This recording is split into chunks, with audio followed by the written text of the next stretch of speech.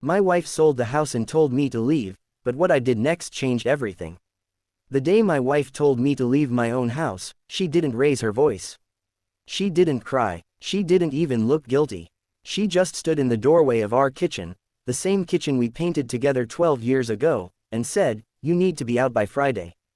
The house is sold." At first, I thought she was joking. I actually laughed. That was my first mistake. I'm not the kind of man who tells his story easily. For most of my life, I believed in solving problems quietly. Work harder. Stay steady. Protect your family. That was my rule. And for years, that rule seemed to work. Her name is Eliza. I met her when we were both 24, working at the same insurance firm downtown. She had this calm presence about her. Not loud, not flashy, just steady, the kind of person you felt safe around. I was drawn to that steadiness. We started with coffee breaks, then long lunches, then late evenings sitting in my car outside her apartment building, talking about the future like it was something we could build with our bare hands. When we got married, I truly believed I had chosen my forever. The house came 3 years later. It wasn't big, just a modest 2-story place at the edge of town. White siding, slightly crooked porch railing, a backyard that flooded every spring. But it was ours. I remember the first night we slept there. We didn't even have curtains yet. The streetlight outside cast this soft orange glow across the bedroom ceiling. Eliza lay next to me, her head on my chest, and whispered, "We did it." Back then, I believed "we" meant something unbreakable. I handled most of the finances. Not because she couldn't, she was more than capable, but because I insisted. My father always said a man should carry that weight. So I paid the mortgage, utilities, insurance. Eliza covered groceries, smaller expenses. It worked, or at least, I thought it did.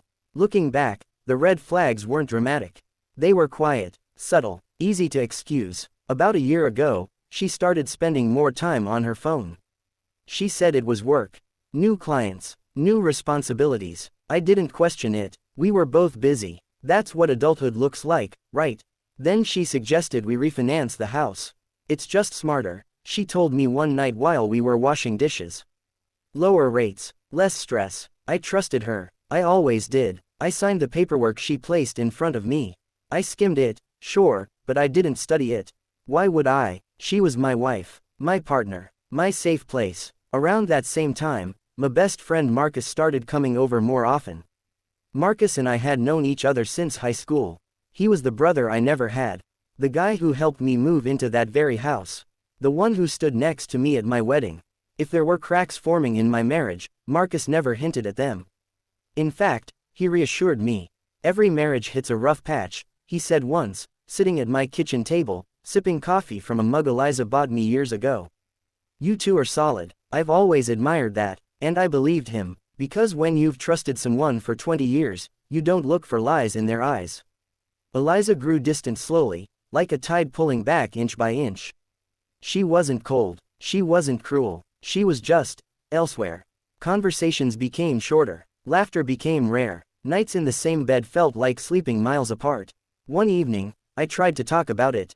"Are we okay?" I asked. She didn't answer immediately. She kept folding laundry. Perfect, precise folds. "We're fine," she said finally.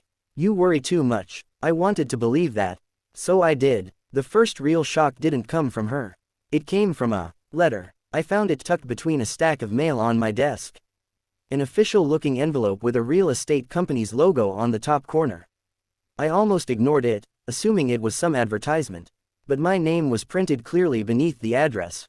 Inside was a notice. Formal language, polite tone. It referenced the property transfer process. Property transfer. At first, I thought it was related to the refinancing. Some delayed paperwork. I walked into the living room where Eliza was sitting on the couch. "Hey," I said casually, holding the letter. "What's this about a property transfer?" She looked up at me, and for a split second, something flickered across her face. Not fear, not surprise, recognition. "Oh," she said softly. That, as if we were talking about a grocery receipt. She muted the television and patted the seat beside her. "Sit down." Something in her tone made my chest tighten. "I finalized the sale," she continued. "The house closes at the end of the week." I waited for her to smile. To tell me she was kidding. She didn't. "You, what?" I asked. "I sold the house," she repeated calmly. It's done. The room felt smaller. The air heavier. That's not possible, I said. I would have had to sign. You did, she interrupted gently. My mind raced back to the refinancing documents. The stack of papers. The signatures. I felt cold. You said it was refinancing, I whispered. It was easier that way, she replied. Easier. That word echoed in my head like something breaking. I stood up. My legs didn't feel steady. Why would you do this? She looked at me then, really looked at me, and for the first time in 12 years, I didn't recognize the person in front of me. We need different things, she said. In this house, it's not part of my future. My future, not ours, mine. I searched her face for regret, for hesitation, for anything that resembled the woman who once lay under a streetlight glow and whispered, "We did it." There was nothing. Where am I supposed to go? I asked quietly. She exhaled, almost impatiently. I assumed you'd figure that out. That was the moment something inside me shifted. Not anger, not yet, just awareness, like stepping into cold water and realizing how deep it really is. I thought about Marcus, about the countless nights he'd sat at this table, about the way he'd reassured me we were solid, about how recently he'd started avoiding my calls. A memory surfaced. 2 weeks earlier. I had come home early from work. Eliza wasn't there, neither was her car, but Marcus's truck had been parked 2 streets over when I drove in. At the time, I dismissed it. Now, that memory didn't feel harmless. Is there someone else? I asked carefully. Eliza didn't answer right away. Silence can be louder than shouting. She stood up and walked toward the hallway. You should start packing, she said without turning around. Friday will come fast. I remained in the living room long after she disappeared into the bedroom. My eyes drifted to the walls, to the photos. Our wedding day, vacations, holidays, smiling faces frozen in time. Had any of it been real? Or had I just been the last one to know the story had changed? That night, I didn't sleep. I sat at the kitchen table, staring at the signed documents spread out before me. My signature stared back like a stranger's handwriting. I replayed every conversation from the past year. Every late night, every hushed phone call, every moment Marcus seemed slightly too careful with his words. By morning, I had a feeling, not proof, not confirmation, just a quiet, sinking certainty. And just before sunrise, as the sky turned that pale shade of gray before light, my phone buzzed. It was a message from Marcus. I think we need to talk. She was going to tell you soon. My hands went numb. She was going to tell me what? I stared at the screen, my heart pounding in my ears. That was the moment I realized. This wasn't just about a house. And whatever truth was waiting on the other side of that conversation was about to tear apart everything I thought I knew. To be continued. My wife sold the house and told me to leave, but what I did next changed everything. I didn't respond to Marcus right away. I just stared at his message. I think we need to talk. She was going to tell you soon. My hands felt strangely calm compared to my thoughts. Inside, everything was moving, questions, memories, fragments of conversations, but on the outside, I was still. Too still. It was 5:12 a.m. Eliza was asleep in our bedroom. Our bedroom. I typed 3 words back. Come over, now. He replied within seconds. On my way. That was the first confirmation I didn't want but needed. When Marcus walked through the front door 20 minutes later, he didn't knock like he usually did. No familiar rhythm, no casual grin. He stepped in quietly, like a guest who didn't belong. For a moment, we just looked at each other. 20 years of friendship stood between us. You want coffee? I asked. My voice surprised me. Steady, polite. He swallowed. Sure. I poured 2 cups. Same mugs we'd used dozens of times before. The normalcy of it felt almost cruel. We sat across from each other at the kitchen table. He didn't touch his coffee. I didn't want you finding out like this, he started. Finding out what? I asked. He rubbed his hands together, staring at the table. About me and Eliza. There it was. No dramatic confession, no raised voices, just a sentence. My chest tightened, but I didn't explode. I didn't flip the table or shout. Instead, I asked the only thing that mattered. How long? He closed his eyes briefly. 8 months. 8 months. 8 months of dinners. 8 months of movie nights. 8 months of him sitting in this very kitchen telling me my marriage was solid. Did you come here after? I asked quietly. He didn't answer. He didn't need to. The silence filled in the blanks. I leaned back in my chair and looked toward the hallway that led to the bedroom. She sold the house, I said. Did you know? He nodded. She wanted a clean break, he said. She thought it would be easier. Easier. That word again. I felt something shift inside me, not rage. Clarity. For months, I had blamed myself for the distance. For not being attentive enough. For working too much. For missing small signs. But sitting there, watching Marcus avoid my eyes, I understood something. This wasn't sudden. This was planned. I signed papers, I said slowly. Refinancing documents. He hesitated. She had a lawyer draw them up carefully, he admitted.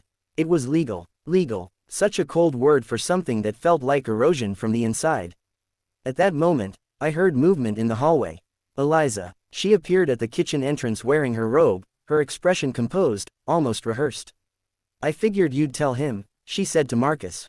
No shock. No apology. Just confirmation. I looked at her. Were you ever going to tell me?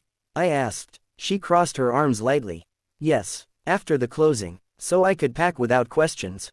I asked. She didn't deny it. Marcus stood up, clearly uncomfortable. I'll give you 2 minutes. No, I said calmly. Stay. If this was going to unravel, it would unravel in the open. I turned back to Eliza. Why? I asked. Not angry. Just needing something human. She exhaled slowly. I felt stuck, she said. For years. The house, the routines, the expectations, I didn't feel like myself anymore. And selling everything behind my back fixed that. I asked. You wouldn't have agreed, she replied. She was right, I wouldn't have, but that wasn't the point. You could have talked to me, I said. I tried, she answered softly. You just wanted everything to stay the same. That stung, because maybe there was some truth buried. In it, I valued stability, predictability, loyalty. I thought that was love. She wanted change. Marcus shifted beside the table, still silent. Are you too? I couldn't finish the sentence. Yes, she said plainly. No hesitation, no guilt. That was the final thread. Not because she loved someone else, but because she had already stepped into a future where I didn't exist, and never gave me the dignity of knowing. The house suddenly didn't matter. The money didn't matter. What hurt was realizing I had been the only one still living inside our marriage. There was a long silence. Finally, I stood up. When do you move? I asked. After closing, she said. Marcus and I found a place. Of course they had. Everything was already arranged. I walked past them into the hallway and into the bedroom. I didn't slam the door. I didn't shout. I simply opened the closet and looked at the life hanging there. Suits, jackets, old sweaters she used to steal from me in winter. I felt grief. Not for her. For the version of me who believed loyalty guaranteed safety. Over the next 2 days, I packed slowly. Box by box. Eliza stayed mostly out of my way. Marcus didn't come back. On Thursday night, I took one last walk through the house. I touched the kitchen counter we installed ourselves. The scratch on the stair railing from when we moved the couch. The faint paint mark in the guest room where we argued about colors and ended up laughing instead. Memories aren't property. They can't be sold. Friday morning arrived quietly. A moving truck sat outside, not for me. For the buyers. Eliza stood near the doorway holding a folder. Documents. Final signatures. I carried my last box to my car. She watched me. For a moment, I thought she might say something meaningful. Something human. Instead, she said, I hope you find what you're looking for. I almost smiled. Because for the first time in months, I wasn't the one lost. I placed the box in the trunk and closed it gently. Then I walked back toward her. There's one more thing, I said. She looked confused. What? I reached into my jacket pocket and pulled out an envelope. Inside were copies of every document she had me sign. Along with something else. The original mortgage agreement. Only my name was on it. When we first bought the house, the bank had approved it solely under my credit and income. Eliza had been added later, during the refinancing.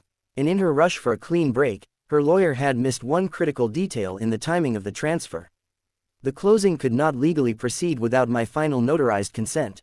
The signature page she thought I had already signed. It was for preliminary approval, not final release. I watched the realization dawn slowly across her face. You said it was done, I said calmly. It isn't. Marcus wasn't there to steady her this time. The sale pauses until I sign, I continued. Which means we talk, properly, transparently, or we involve attorneys and unravel everything in court. Her composure cracked, just slightly. You're doing this to hurt me, she said. No, I replied. I'm doing this because you tried to erase me. The moving truck idled at the curb. The buyers were scheduled to arrive in an hour. For the first time since she told me to leave, I wasn't the one being pushed out. And as the weight of that shifted between us, I realized something else.